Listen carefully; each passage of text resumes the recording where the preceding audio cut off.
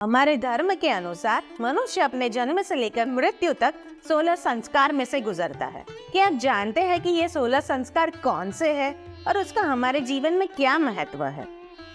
व्यास स्मृति के अनुसार 16 संस्कार के अंतर्गत मनुष्य के जीवन को गर्भ में से लेकर मृत्यु तक 16 कर्तव्यों में विभाजित किया जाता है। यह 16 संस्कार मनुष्य के स्वास्थ्य और व्यक्तित्व विकास की दृष्टि से महत्वपूर्ण होते हैं। तो चलिए जानते हैं इन 16 संस्कार के बारे में। पहला संस्कार है गर्भाधान संस्कार। यह संस्कार शिशु के जन्म से पहले किया जाता है। शास्त्रों के अनुसार उत्तम संतान प्राप्त करने के लिए गर्भाधान संस्कार करना आवश्यक है। माता पिता के संयोग से माता के गर्भ में एक नए जीव की उत्पत्ति होती है और इसे गर्भ स्थापन कहते हैं। शास्त्रों के अनुसार गर्भ स्थापन के बाद अनेक प्रकार के प्राकृतिक दोषों के आक्रमण होते हैं, जिनसे बचने के लिए यह संस्कार किया जाता है, जिससे गर्भ सुरक्षित रहता है। दूसरा संस्कार है पुंसवनन संस्कार। यह संस्कार गर्भ धारण के 3 महीने पश्चात किया जाता है, क्योंकि गर्भ में 3 महीने के पश्चात गर्भस्थ शिशु का मस्तिष्क विकसित होने लगता है। इस समय पुंसवनन संस्कार के द्वारा गर्भ में पल रहे शिशु के संस्कारों की नींव रखी जाती है। मान्यता के अनुसार शिशु गर्भ में ही सीखना शुरू कर देता है। अगर इसका उदाहरण देखें तो महाभारत के अनुसार अभिमन्यु ने अपनी माता सुभद्रा के गर्भ में ही चक्रव्यूह की शिक्षा प्राप्त कर ली थी। जब स्त्री गर्भ धारण करती है तो स्त्री को अपने खान पान का और स्वास्थ्य का ध्यान रखना बहुत जरूरी होता है। इसलिए इस संस्कार में माता को स्वस्थ खाना और जरूरी औषधि दी जाती है, जिससे कि वह बीमारियों से दूर रहे और गर्भ में शिशु की रक्षा हो।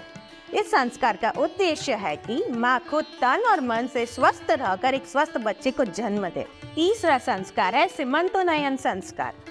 ये संस्कार जब गर्भवती महिला का गर्भ 6 महीने या 8 महीने का हो जाता है तब किया जाता है।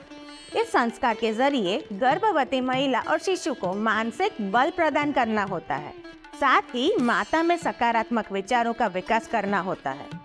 इस समय गर्भ में पल रहा बच्चा सीखने के काबिल हो जाता है, इसलिए इस समय माता के विचार को सकारात्मक रखना आवश्यक है, क्योंकि माता जिस प्रकार का आचार विचार रहन सहन और व्यवहार करती है, गर्भ में पल रहे शिशु में भी वही मानसिकता का विकास होता है। इसीलिए इस संस्कार में माता को अच्छे गुण, स्वभाव और कर्म का ज्ञान दिया जाता है। सीमंतोन्नयन संस्कार में विशेष मंत्रों का उच्चारण करके विशेष पूजा विधि से इस संस्कार को संपन्न किया जाता है।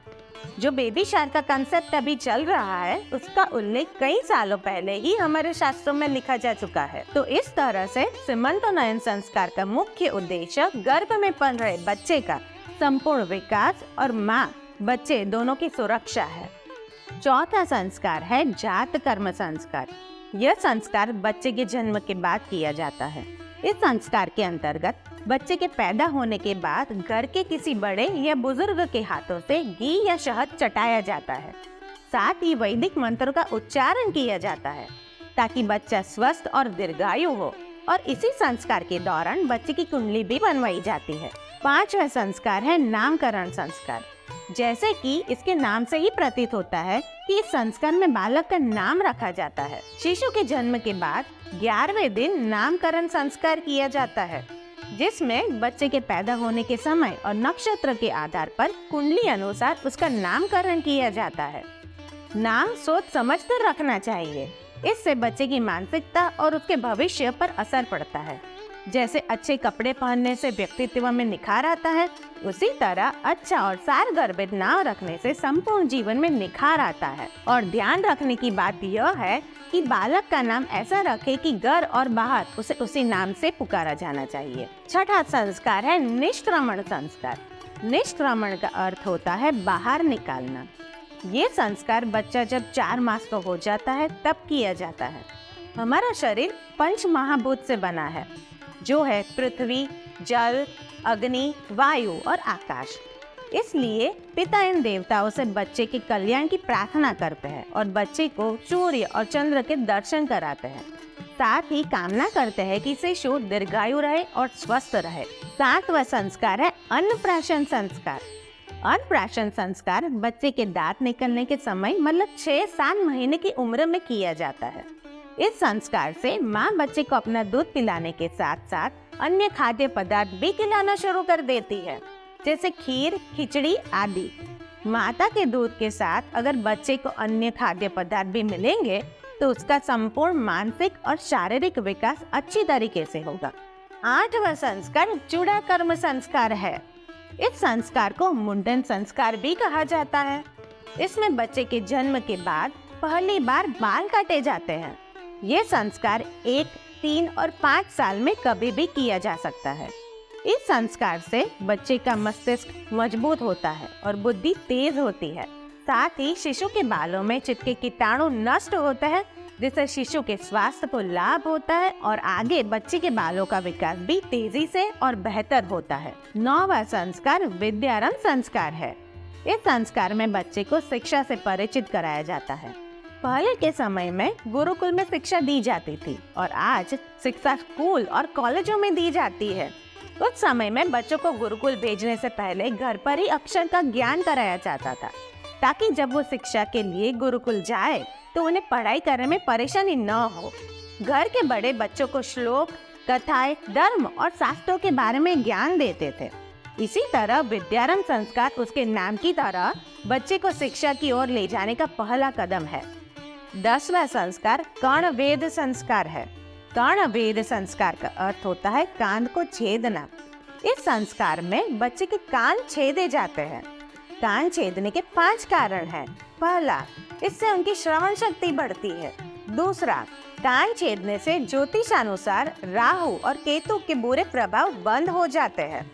तीसरा, इससे एक्यूपंक्चर होता है, जिसमें मस्तिष्क तक जाने वाली नसों में रक्त का प्रवाह ठीक तरीके से होता है।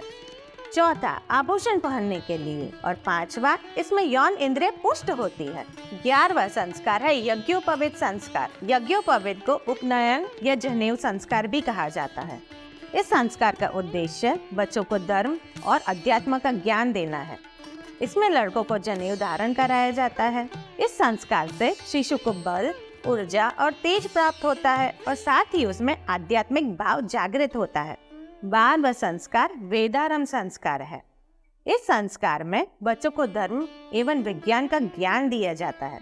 पहले के समय में व्यक्ति को गुरुकुल में उनके गुरु द्वारा वेदों का ज्ञान दिया जाता था, जिससे वो अपने जीवन को उच्च नैतिकता से जी सके और यहीं से उसके जीवन का संपूर्ण विकास शुरू होता है। 13वां संस्कार है केशांत संस्कार। केशांत का अर्थ है बालों का अंत करना, उन्हें समाप्त करना।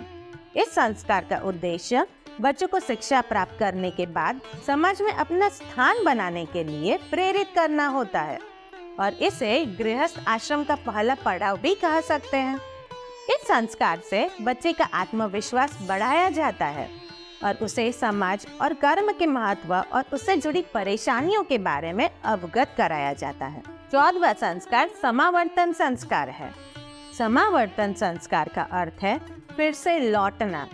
ये संस्कार पहले के समय में किया जाता था, लेकिन अब इसे नहीं निभाया जाता। पुराने जमाने में जब बच्चे की गुरुकुल में शिक्षा पूरी हो जाती थी, तब यह संस्कार किया जाता था। इस संस्कार के बाद बच्चों को गृहस्थ जीवन शुरू करने के लिए योग्य माना जाता था। इस संस्कार का उद्देश्य ब्रह्मचारी व्यक्ति को मनोवैज्ञानिक रूप से जीवन के संघर्षों के लिए तैयार करना है।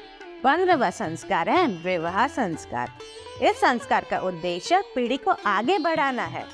विवाह संस्कार सर्वाधिक महत्वपूर्ण संस्कार माना जाता है। इसके अंतर्गत वर और वधू दोनों साथ रहकर धर्म के पालन का संकल्प लेते हुए विवाह करते हैं। श्रुति ग्रंथों के अनुसार विवाह 2 शरीर, 2 मन, 2 बुद्धि, 2 हृदय और 2 प्राण एवं 2 आत्माओं का मेल है। मनुष्य विवाह करके देवताओं के लिए यज्ञ करने का अधिकारी हो जाता है और इस संस्कार के द्वारा व्यक्ति का पूर्ण रूप से समाजीकरण हो जाता है। और अंतिम में 16वां संस्कार है अंत्येष्टि संस्कार। ये मनुष्य जीवन का अंतिम संस्कार है। ये संस्कार तब किया जाता है जब व्यक्ति की मृत्यु हो जाती है। शास्त्रों के अनुसार इंसान की मृत्यु यानी देह त्याग के बाद मृत शरीर अग्नि को समर्पित किया जाता है। तो इस प्रकार हर एक इंसान अपने जीवन में इन 16 संस्कारों से गुजरता है। तो बस ऐसे ही इंटरेस्टिंग फैक्ट्स जानने के लिए मेरी चैनल श्वेतालॉजी से जुड़े रहे।